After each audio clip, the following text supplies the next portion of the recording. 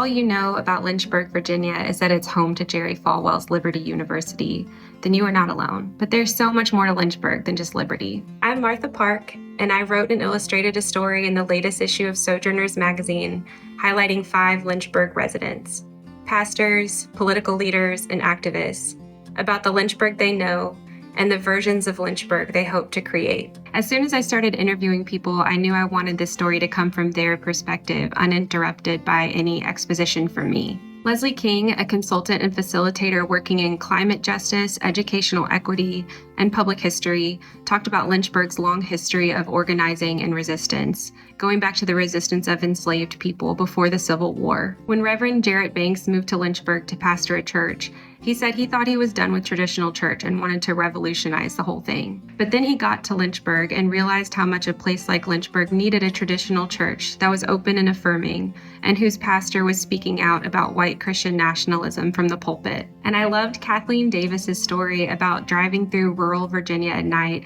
and passing a moose lodge and thinking, we need a gay moose lodge in Lynchburg.